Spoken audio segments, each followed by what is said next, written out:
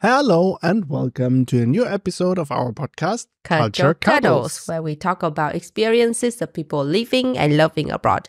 Honey, what is the topic for today? You will love today's topic because we're talking about food. Ooh, the only thing that I love as much as German boyfriend. Let's go! So just to give you some background information, like we are both coming from two different cultural backgrounds. I'm from Germany, she's from Vietnam, and we have very different food culture. Yeah, definitely. Our food culture is a bit better than his food culture. So that is an opinion. And we both travel a lot together as well. And we both eat a lot of, at least for me, I love eating food in different places. So yeah. Every time when we're traveling, basically that's all we're doing. That is literally the only thing I care about when traveling. I just need to eat. So yeah, I do have a lot of opinion when it comes to food. Anyway, can you name me like top 3 countries in your list that have the best food before we get deep into this topic today? I would go for Italy, Thailand, Japan. I would go for Thailand, Vietnam, and Vietnam, really? That's a very unpopular opinion. Yeah, although I'm Vietnamese, I think Thai food is a little bit better. I don't know. Ooh. I don't freaking know how they do stuff there in Thailand. Or maybe it's just because I'm used to my food and I was shocked to know that there is another country that make food as good as us. And Mexican food. I love burrito. Is that from Mexico? Yeah. See, Mexican food's good. That's my top 3. Okay.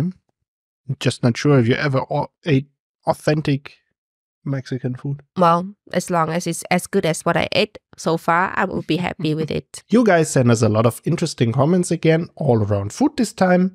If you want to submit us a story, you can do that on culturecuddles.com. We also received some questions this time. Our first question comes from Niklas, and he asks, what was Uyen's first impression of German food? I came here 5 years ago. And when I first came here, I did not like German food. I think it's too heavy, too meat-based, and lack of vegetable.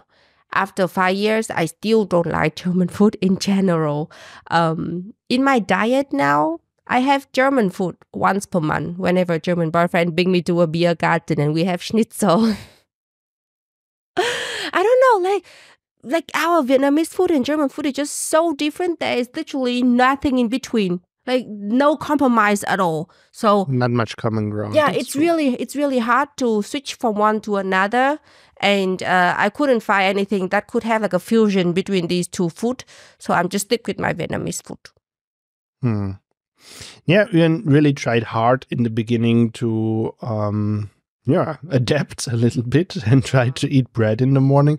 We also found out like what kind of bread she likes, and sometimes she eats it. She really likes pretzel with butter. Although like when she eats pretzel with butter, it's more like butter with pretzel. Like she's really cutting the butter into bars and placing it on the pretzel. But at one point she just realized that also her digestion was not really working with that. Yeah, I had to go to the hospital for that. Oh, not the hospital. I had to go to the doctor for that. I get all kind of checkup because my stomach keep hurting for like 6 months after I moved to Germany. Yeah, because I was trying to be adventurous and trying new food, which did not work out at all. And at the end, it just turned out that it was just stress because of exams at university and uncommon food together. They really did a lot of checks, also allergies and stuff. But that's also something that some people should realize when they're just saying open yourself up and stuff. I mean, of course you can eat a little bit, but you cannot just change your whole diet that you had for your whole life completely. But I know that there are also German dishes that you really like. I like Dampfnudeln. It's basically like a steam bun, and then you dip them with vanilla sauce. I could eat it. Or potato soup. Yeah, it was okay. It's not like a daily food, but I like it from time to time. Honey, what is your impression of Vietnamese food when you first come to Vietnam? I was very interested in finding out about that food, but I was traveling alone and I was traveling on a budget. So most of the time I ended up with eating fried rice or fried noodles. The man was so broke. He has no money at all. I was there. It was very crazy. good. He could only afford like those. Did you eat like bánh mì at least, those Vietnamese sandwiches? Yeah, I also ate banh mi, but I don't like the liver paste that they put in there. And you know that I cannot eat coriander. And whenever I told, like, you need to imagine that, like, that is Vietnamese fast food. There's an old lady standing at the side of the road with a cart, and she's selling the banh mi. This is a sandwich, and it's really a nice sandwich. And then she puts tons of stuff on it. And one of the things is coriander that she puts on it. And I cannot eat coriander. It tastes like soap. It tastes bad for me. Everything in Vietnam has coriander. I know. That is part of the problem, I guess. Just like she hates parsley, and everything in Germany has parsley in it. Yeah. And whenever I told that old lady that I don't want to have the coriander in it, it looked like something in her died, or I'm insulting all of her ancestors or something. Yeah, but I really like the banh mi, and it's like very cheap. You pay like €1 for one giant sandwich. Yeah, not anymore, honey. It was 5 years ago. Yeah. Vietnam is not that cheap anymore. Inflation. Yeah. But banh mi is the best thing in the world. It's like the best sandwich ever. So freaking flavorful. And you cannot make that easy. That's why you cannot really find real authentic banh mi overseas. Very, very rare restaurant could make it. Pho, everybody is doing it everywhere, left and right. But banh mi is not that easy. I don't know why. I mean, there are also people offering banh mi, but like it's then it's not very good. Yeah. So there's some exceptions, of course. I feel like if you ever visit Vietnam, you better save like at least some money so that you could afford like food in Vietnam. Otherwise, it's such a pity because Vietnamese food is just so cheap and so yummy.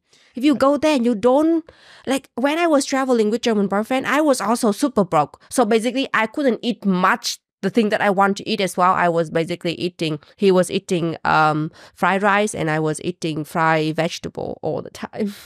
But now that we have more money compared to the old times, whenever we travel, especially to countries that I like to eat the food like Vietnam, we were eating from the morning until the afternoon, the evening. Every 1 hour you see me sipping on something or eating something. And I couldn't even stop. It was so nice knowing that I could afford the food and I could eat all of these food. The thing is, like for me, it would be fine to just have one time per day doing it like that. Like, and then have the rest of the day for traveling. This is why I didn't feel so bad when I was traveling there on the budget and just had my fried rice all the time because it was cheap, it was yummy, it was making me full. And then I had just time for exploring. And in Vietnam, there's tons of stuff to explore. Like, okay. And just like, yeah, you like exploring food. I like to explore other things. Yeah, I just said that we cannot do the same thing together. So sometimes we have to split so I can eat and he can walk around under the sun and get sunstroke later. But I think it's very healthy to see what each other wants and not forcing the other one to do what you want. I think this is where trouble starts, especially on holiday. Next question comes from Mr. Boo Boo. How do two people with different food choices live together? Well, I truly believe that food could make or break a marriage. Honestly, along with other stuff, food is possibly top 3 up there somewhere. If you're not compatible when it comes to food, it could lead to a lot of argument and dissatisfaction in life. Me and German boyfriend is not compatible at all when it comes to food, but we have come to a solution. Most of the time, we don't eat together. We eat separate food. If we can make it, we try to sit together and then each of us eat our own food. And sometimes if there's something like pizza or pasta, sometimes I would eat it, then we could share together. It's not ideal because I feel that if you cook together and you sit down and eat together at the same time, they are more of a family vibe going around. My family did that. But, well, at least now both of us are happy with what we eat. And the thing is, I don't plan to cook for German boyfriend as a wife anyway. So in Vietnam, my mom cooked for the whole family. And so everybody just wait for her to finish food and then just sit down and eat most of the time. Over here, I wouldn't plan to cook for German boyfriend 3 meals per day. So he cooked his own meal. I cook my own meal. And we sometimes sit down to eat together, as I said. Yeah, the thing is, I mean, I think you just need to arrange yourself about that. The thing is, I also have like weird eating times. Like I eat in the morning before I go to work. And then I eat like sometime in the afternoon, but before the evening. But yeah, just having 2 meals basically every day. And I eat whenever I feel hungry. Uyen eats every 2 hours. Yeah. Like seriously. The thing is, if I'm hungry and I have to wait for German boyfriend to finish his meal, I'm going to eat him. Like after, when he finishes his meal, he's lose an arm already. And I was just sitting there numbing his arm. So he just gave up on that. And it works out somehow. It's not the best situation, but we're compromising. Let's start with the first story. Vanessa sent us this story. My boyfriend and I have different ideas of what makes a good dinner. He loves big hot meals, and I would prefer something simple like a sandwich or cereals.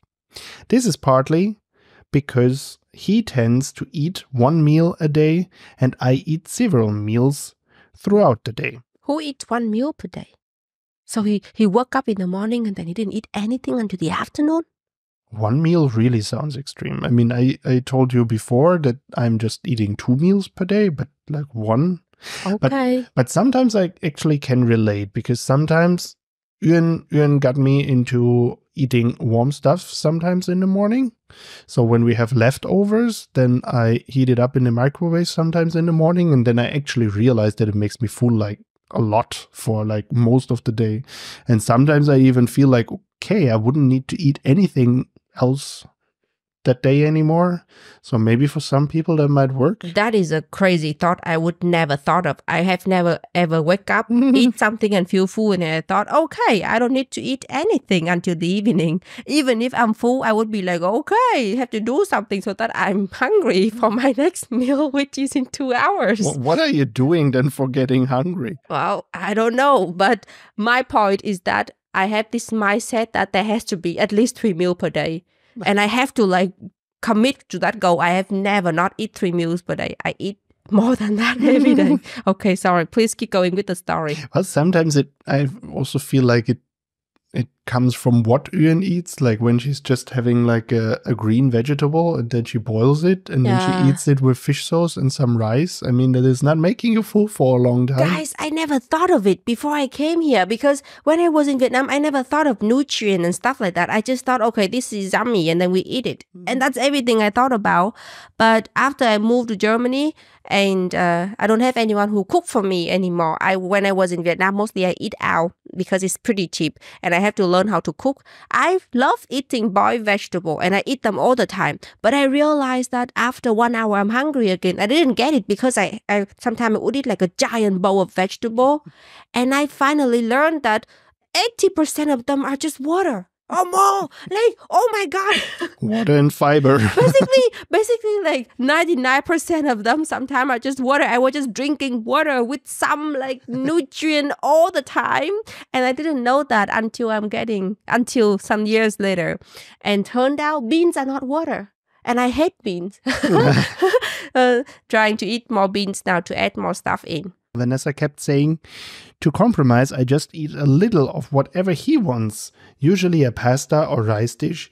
Our plates look hilarious next to each other, one piled high and one with a tiny amount. Aww. Do you compromise or eat separately? Oh, I think we just answered that question before already, but I find it's very sweet that she actually sit down and eat a little bit with him. Actually, it's pretty much what you're doing too, right?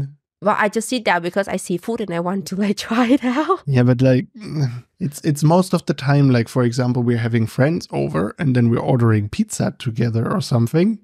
And then Uyen is like, oh yeah, I also order a pizza. And then we order the pizza and then she disappears to the kitchen and starts cooking.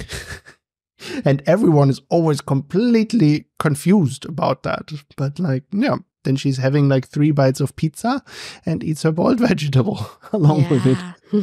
And she has that character phrase like, I just eat a little bit. Yeah. I eat a little bit. I just want to be included too.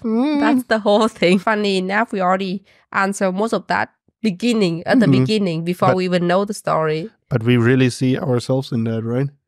I don't eat one meal per day. Who is that person? That's more like me. And like, you don't. German boyfriend don't eat after 6. So I eat until in a perfect 10 world, or I would. Talking about time eating, in Germany, people would eat breakfast at what? 6 in the morning? 7 in the morning? Like on a work day or at weekend? In a work day, for example. On a work day, I guess, like depending on when they're getting up. I feel like German got up crazily early. It's crazy. Like German boyfriend got up 1 hour before he has to leave the house so that he have enough time to have breakfast, sit down, drink coffee, watch a movie or something like that. If I have to leave the house, I would get up 15 minutes maximum. I get up, I brush my teeth, and I grab my stuff and I go. I have to sleep as much as possible. I also brush my teeth, by the way. You didn't mention that. Yeah. And then lunch, what time do you guys have lunch? Like around 12 or 1. Okay. 12:30. Yeah. Dinner? In the evening at 6. Okay. Like when I was growing up, it was classical at 6. The thing is, German boyfriend don't have dinner, so his eating time is a bit messed up. I think he eat the first meal at 6 and then the second meal at 4 or something. For my eating time is like I wake up at 9 and then I eat my first brunch at 10. So it's like a big meal. And then I would be hungry until 6 and then I would eat again. And then I eat something at 9 to 10 in the evening, which is really bad. I really try to stop that habit. But the problem is when I was in Vietnam, I work shift. So I always go home at 10 and then I still have to cook and eat. So I always eat at 11. And I couldn't stop with that habit. I heard that in Spain, people eat dinner at 11 or something. That's what I heard. I'm not Spanish, so I don't really know. But I mean, maybe someone can. I'm pretty sure we have Spanish people out there who could write that in the comments. Yeah. I think they're eating a little bit later because they want to avoid the heat. I mean, the heat. I was in Spain. It was not that hot like in Vietnam. And Vietnamese people still eat like normally. The next story is from Meow Meow, I'm a cow. Okay. I don't know in which country meow meow is the sound of a cow, but okay. Differences in food were the biggest culture shocks for the both of us.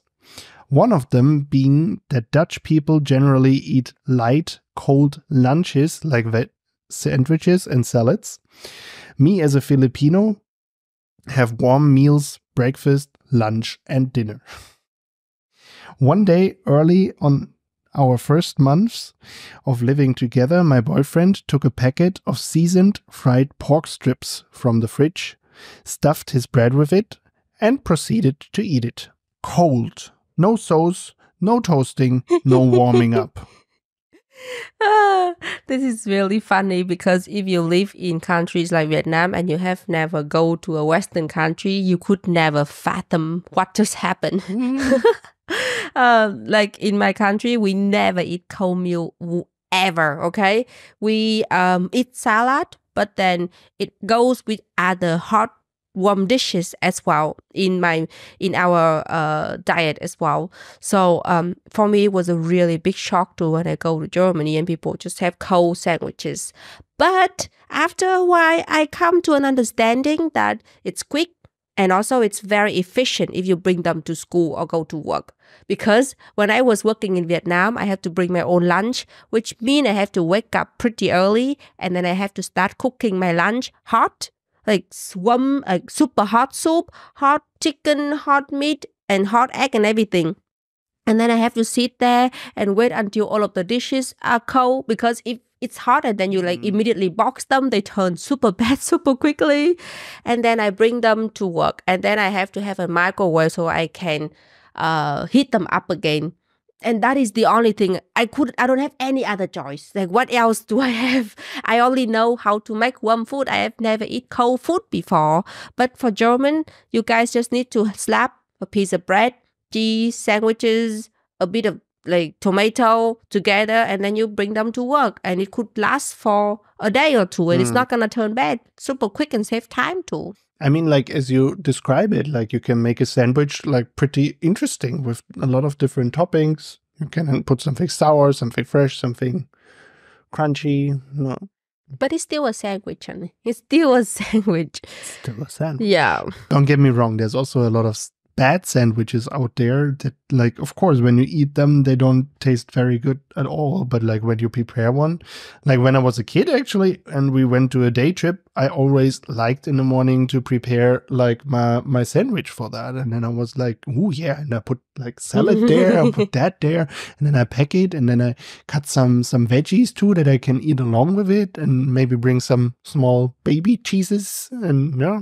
The thing is, honey, for you guys, sandwich is like a whole range of food with different things inside. Yeah. For us, sandwich is just sandwiches. And we have different kind of food that is completely different with sandwiches to choose for a day. But for you guys, it's like, oh, what sandwich? What kind of sandwiches should I bring to work today? And things like that, right? In Vietnam, we have the Vietnamese version of sandwiches, the bánh mì. But it's not like I eat bánh mì every day. I have like so many other options. I don't need to have bread every day. Okay, next story comes from Tahiana.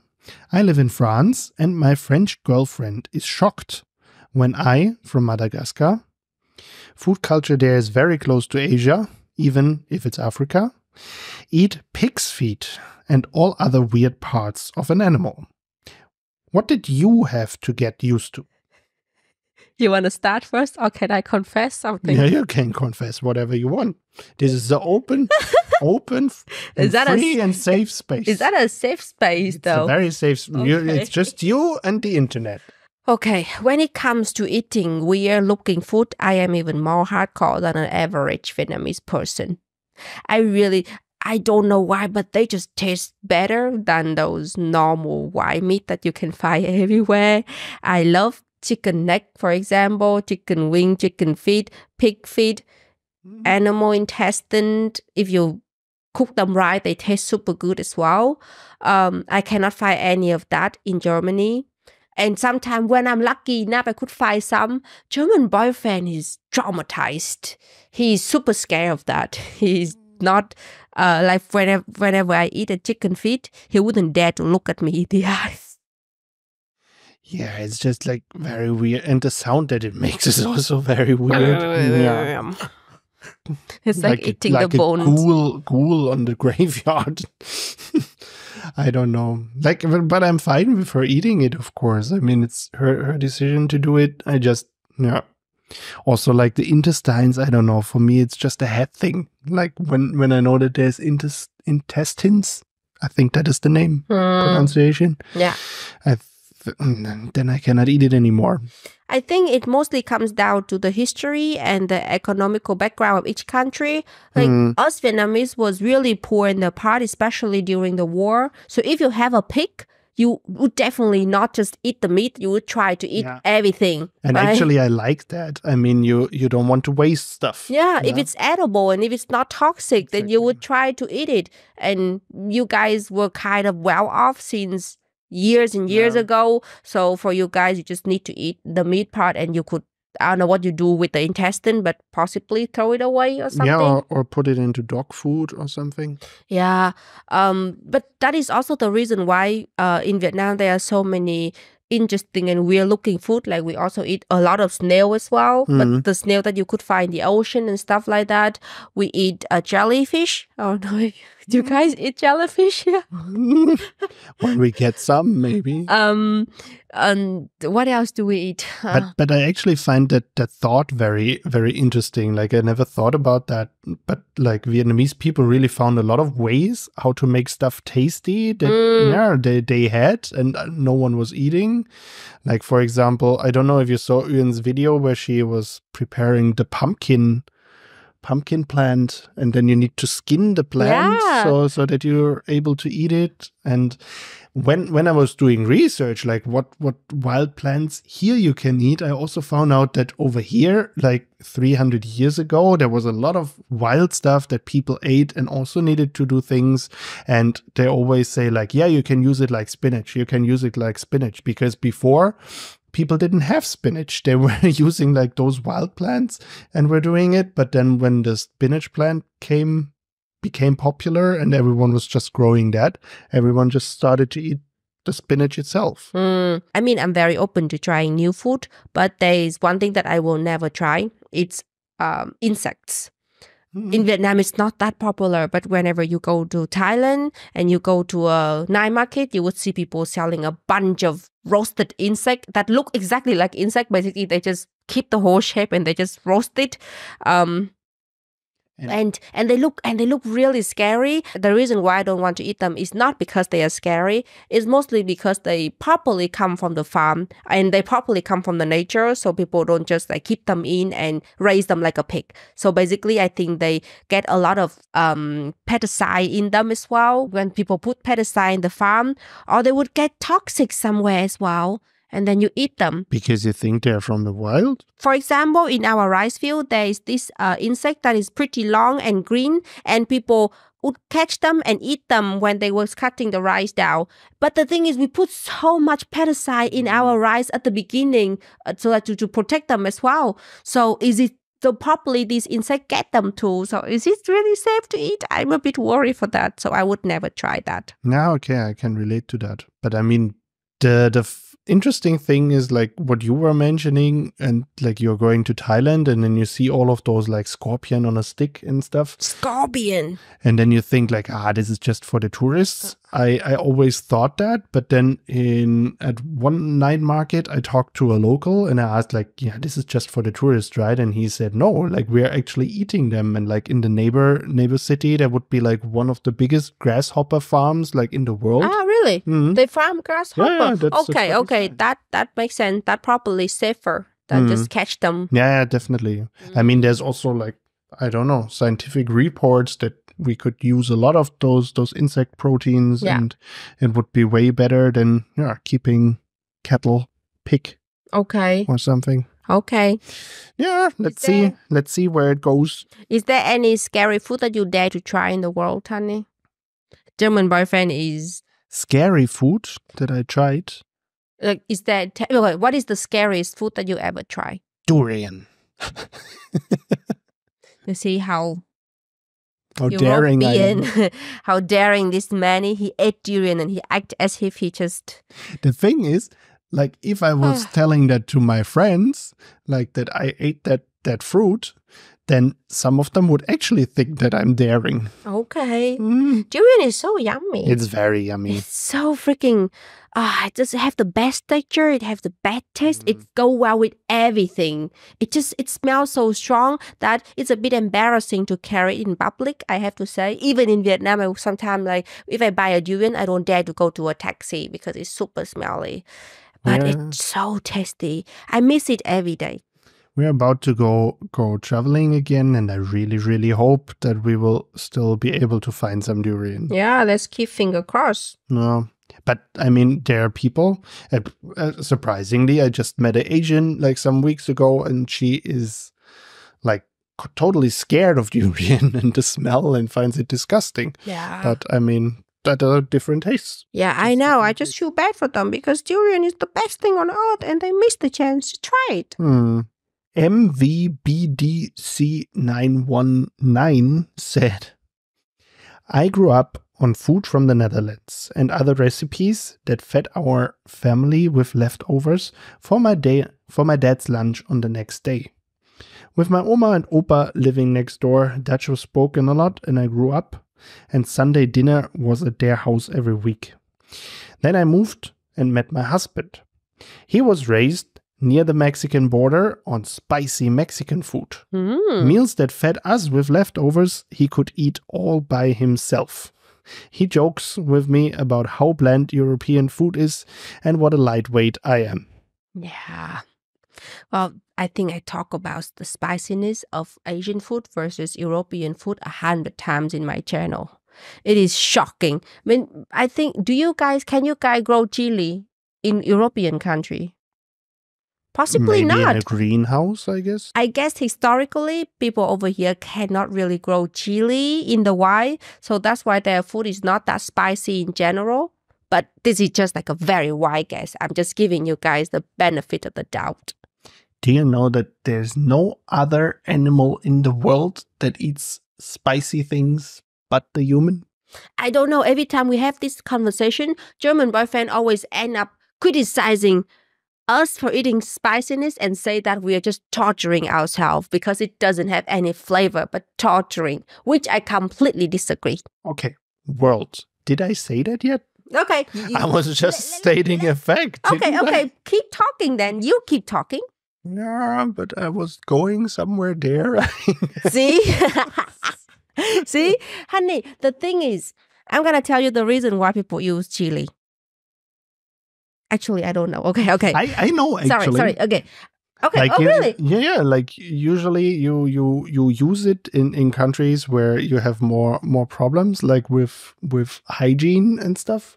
It helps you to not get sick. Seriously? Yeah, like that is actually a scientific fact. I was about to explain that for our case, we use chili to kind of like destroy or balance out the unpleasant taste of our food from time to time. When you cook food with chili, especially when the food have pretty strong smell, like fish or seafood, for example, the chili taste and flavor could actually balance the smell out, and then you would have a very beautiful, tasty flavor without smelling too much like fish or other stuff. So that is why I think people like to use chili. I heard that you Europeans don't even know what is a pepper is in the past, right? Is it actually come from Asia? Do you know? I don't know. We have bell pepper for a long time. Pepper. Salted pepper. Yeah. Pepper was very expensive in the old days, and like. But I feel like you guys literally don't even have it. You have to import it from countries. Exactly. And this is why it was so important. Like the sellers, the bargainers, traders, I don't know, the merchants. I think merchant is the right word. Like in Germany, you even called them like Pfeffersäcke, like pepper bags. So that, because of the pepper, they got rich. And this is basically where Hamburg, for example, got their money from. Wow, they just sell pepper and they get Well, they imported the pepper and then they sold it. Yeah. And there also, like, there were several plants that you could use instead of pepper when you couldn't afford pepper. You know, the thing is, before I leave Vietnam, I didn't appreciate our flavor enough, like our spices and the way we use herbs and spices to cook food. I thought it's like okay and it's the standard. But when I go to Germany and when I see you guys using spices and herb to cook it, I was like, damn, Vietnamese are actually master of art when it comes to cooking and mixing flavor. We have so many strong, flavorful herbs and roots that you guys don't have over here, like the galant. I don't know if you guys know what is a galant. It's like look like a curcuma. It's like curcuma in English. I think it's curcuma. I think. Isn't it? No, something yellow. Yellow? Cucumber? Turmeric. Yeah, it's like a turmeric, but it look like a turmeric, but it have completely different taste. We have So it's not, but yeah. What? Oh, I forgot the word, honey. What about the long thingy like this that I use all the time? Lemongrass? Yeah, we have lemongrass. We have coriander is ginger. Awesome. 100 different kind of herbs that I cannot name in Vietnam in English as well. And then we use them so masterfully for each dishes, and they all taste super strong as well. But it fits so well with the taste. Over here, when it comes to herb, I could name basil, then sometimes rosemary, and then a little bit of Italian herbs. Paprika. Paprika is a flavor. Oh, yeah, paprika and petersilie. It's everywhere. Parsley. It is not as diverse as what I see in Vietnam. And I just really, really miss our spices. You cannot even find them that easy over here because you basically have to import all of them since you cannot grow them over here in this weather as well. Yeah, definitely have a point with that. I mean, that is a lot of ingredients, a lot of interesting ingredients that you also have problems finding them here outside of the Asian supermarket. And you can create a lot of nice flavors with that. Yeah. I think that's it for today. I guess so too. I hope you guys enjoyed the talk. Thank you very much for listening, and I'll see you in the next episode then. Me too. Bye. Bye-bye. Culture Cuddles is produced by Yilmaz Hummel for Uyen Ninh and her German husband-to-be. This episode was produced by Niklas Stündel and Freak Sitter. To submit your own story for the podcast, go to culturecuddles.com.